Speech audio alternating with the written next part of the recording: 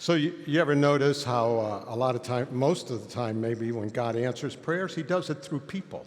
Like in today's first reading, right? Moses is holding his hands up, and he's tired. He's praying. He's tired. And how does God answer that prayer? Well, he does it through Aaron and Hur by coming over and holding up his hands. He could have magically just made his hands raise up, but he doesn't. He works through people. So let's do this. We're gonna do a little prayer using our gospel, and the technique we're going to use is an Ignatian way of praying. Now, when you pray in this way, what we do is we put ourselves in the scene, and we become one of the characters in the scene, right? I'm not making this up. That is the way it's done, right? All right. So let's do that with today. So today we have a judge, right? And for purposes of this conversation, let's say we are the judge, right? And over here, we have the defense table with the defense lawyer, right? And this lawyer is put together, three-piece suit, impeccably tailored, clean-shaven, just got out of a barbershop, a stylist, right? His hair is justa, as my dad would say, right? He's there, he's well-spoken, right? He's got all these law books. And then on this side is the plaintiff's table. Now, the plaintiff, just to be sure we're all on the same page, the plaintiff is someone who wants something from the defense. So if I'm saying, I want this from you, I'm the plaintiff. Okay? Makes sense? Everybody got that?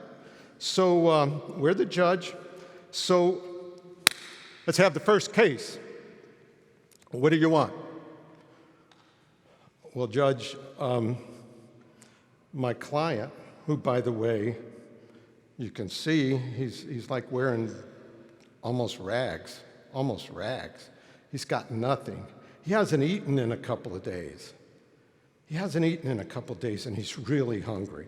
And he wants that bag of hamburgers and fries over on the defense table. Okay, defense, what do you have to say? Well, Your Honor, my client bought this hamburgers and these fries with his hard-earned money, and he is hungry, and he's busy. He doesn't even have time to sit down and eat. He's eating on the run, and he needs to eat this food because he's got stuff to do. And so we say, all right, well, do you have any response to that, plaintiff? Well, Your Honor, all I can say is my client hasn't eaten anything in 2 days.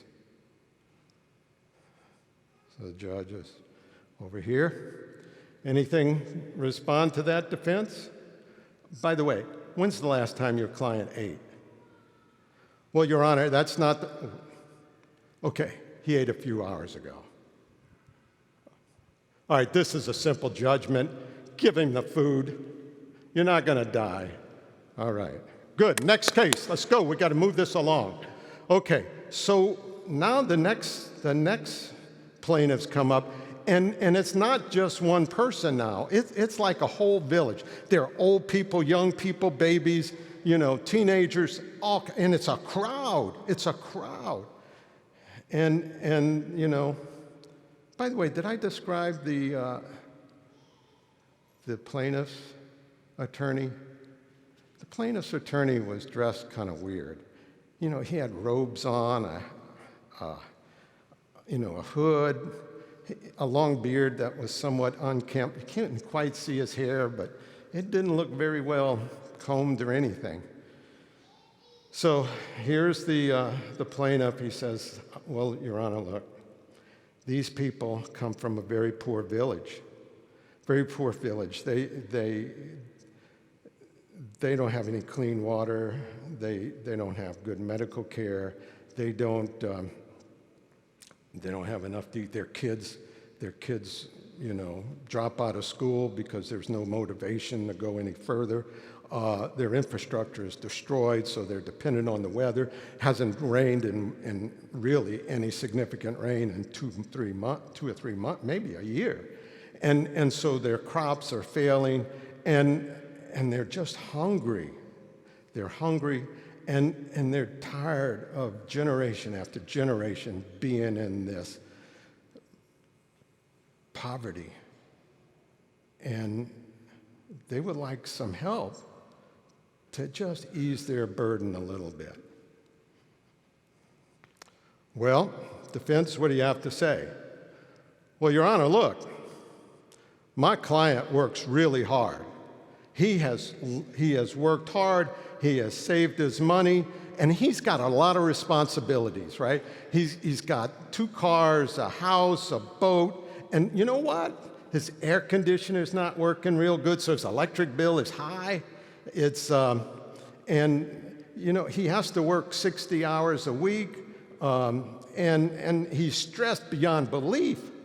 And so, that's why he has to, don't even get him talking about all of his kids' activities that he's chasing around, right? Look, he's stressed beyond belief, and so he needs to have his little toys. He needs to be able to, go on vacations and cruises, and he needs, the getaways, because he lives a very tough life. Very tough life. And besides, I have this stack of books, law books, that say, with no uncertain terms, that he does not have to give any of his time or money to those people. So the judge is saying, all right, that's a compelling case. What have you got to say? So the plaintiff's attorney stands up somewhat shakily. He says, Your Honor, he says, I only have 1 book. I don't have a stack of books like he does. I just have this 1 book that has just 1 case in it. Can I show it to you? You can approach. So he goes up there, and he hands him this book, and he thumbs through it, and there's a little blood on it, but he winds up he says, this one right here, the case of the Good Samaritan.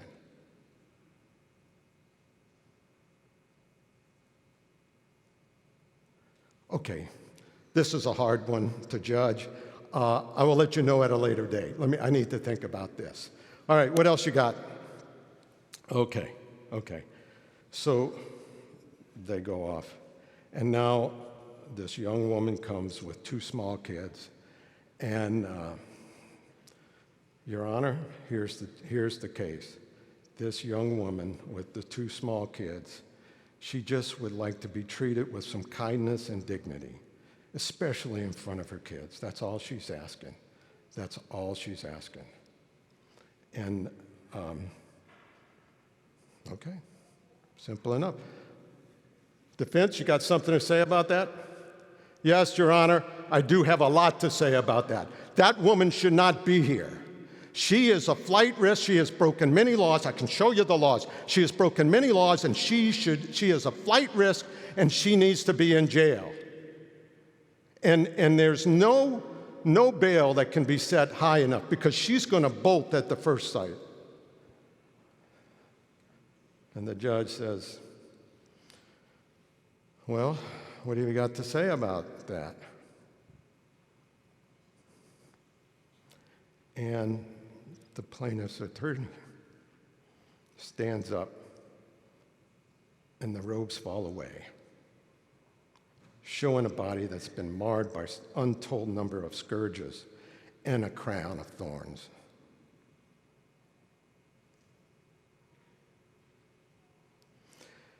You see, we make judgments every day. By the actions we take, it's not what we say.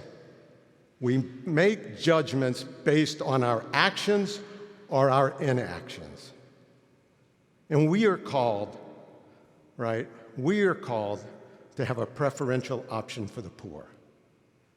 And that is hard. right? I don't know what the right answers are. And they're probably different for each one of us, right? But I'm just going to ask in the coming weeks that you spend some time and ask, which side are you judging for? The defense that's got everything, or these people who are struggling? Now, I can give you an easy out on one of these.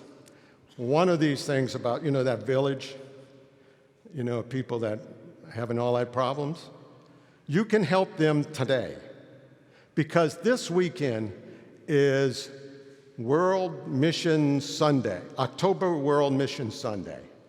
And I'm not sure if we're having a second collection or not, but even if we don't, here's the good news.